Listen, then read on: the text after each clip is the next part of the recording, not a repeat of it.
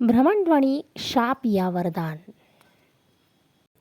नाम से ही जिसके चेहरा खिल जाता है, हाथ में आते ही सुकून दिल में आता है।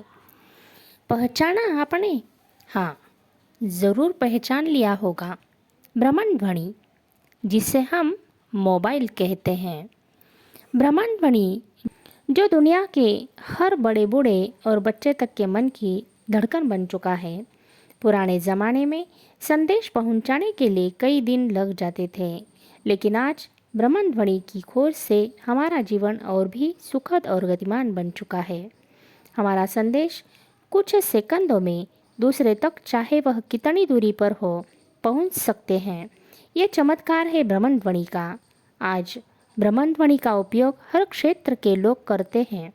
बड़ी बड़ी हस्तियों से लेकर बिल्कुल साधारण काम करने वाले कूली, फेरी वाले, स्टॉल वाले और झाड़ू वाले तक भ्रमणध्वनि का उपयोग करते हैं।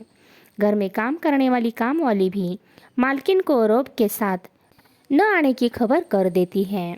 भ्रमणध्वनि का सिर्फ संदेश देने या लेने के लिए ही उपयोग नहीं होता, बल्कि इसके अनेक उपयोग हैं। हम इससे गणित क्रिया कर सकते हैं। घड़ी न पहने तो समय भी हम इसमें देख सकते हैं। कैलेंडर हो, रेडियो हो या संगीत सुनना हो या ध्वनि मुद्रण करना हो, इन सब के लिए हमें भ्रमणध्वनि का उपयोग होता है।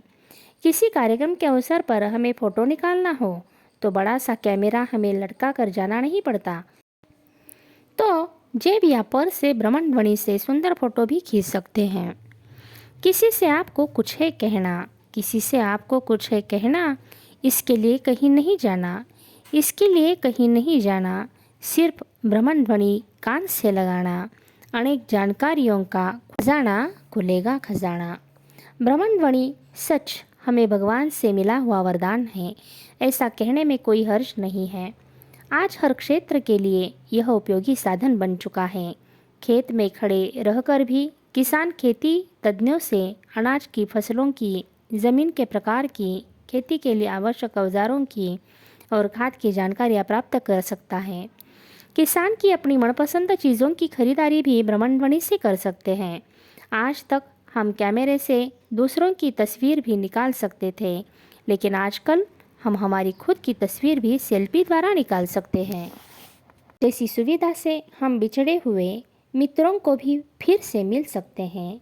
आज तक हम वर्तमान पत्र खरीद कर घर जाकर ही समाचार पढ़ सकते थे, लेकिन आज हम कहीं भी बैठकर अपने मोबाइल पर ताज़ा समाचार पढ़ सकते हैं।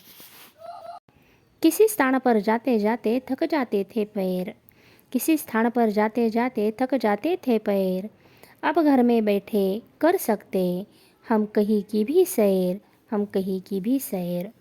भ्रमणध्वनि के द्वारा हम बैंकिंग व्यवहार कर सकते हैं।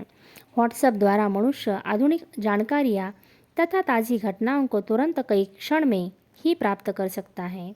समय की बचत कराने का सस्ता और उपयोगी साधन है, जिससे हम घर बैठकर ही गैस का नंबर लगा सकते हैं, जिसके उपयोग हम गिन भी नहीं सकते। इतने उपयोग अकेले भ्रमणध्वनि के ही है, जिससे मनुष्य का अकेलापन दूर हो जाता है, कम होता जा रहा है। दुनिया में नज़दीकियाँ बहुत अधिक बढ़ गई हैं। भ्रमणध्वनि आज खिलौना बन गया, भ्रमणध्वनि आज खिलौना, पढ़ाई कम ज़्यादा गेम्स का खेलना। ध्वनि प्रदूषण से अब मुश्किल हुआ बचना, मुश्किल हुआ बचना। भ्रमणध्वनि भले ही आज सबकी जान बन गया है, आपसी रिश्तों की नज़दीकियाँ कम होती जा रही हैं। छोटे बच्चों को सुलाते समय माँ लोरी नहीं सुनाती, बल्कि कान पर मोबाइल रखकर रिंगटोन सुनाती है। छोटे बच्चे आज गेम खेलने के लिए भ्रमणध्वनि के पीछे पागल होते हैं, पढ़ाई करना भूल जाते हैं और शारीरिक खेल न खेलकर भ्रमणध्वनि को खिलौना बनाकर घंटों तक खेलते रहते हैं। इससे उनके स्वास्थ्य पर बुरा असर पड़ता है। नई पीढ़ी जो देश का भविष्य है, ये युवा इसी भ्रमणध्वनि के आज दीवाने बन गए हैं। इसके अच्छे उपयोग भले ही लाखों हो, लेकिन बुरे कामों के लिए ही लोग इसका उपयोग करते हैं। व्हाट्सएप जैसे माध्यम के उपयोग के कारण आज युवा पीढ़ी संभाषण जैसे भाषा कौशल से दूर होती जा रही है और लोगों का अकेलापन बढ़ता जा रहा है। किसी सभा में, किसी शांति स्थल पर भी लोग बड़ी आवाज़ में बोलते हैं या रिंगटोन बजता है तो शांति भंग हो जाती है। भ्रमण ध्वनि इस सुंदर दुनिया का एक सुंदर और लाडला माध्यम है, लेकिन लोगों को अपनी सूझबूझ से इसका उपयोग सिर्फ अच्छे कामों के लिए ही करना चाहिए।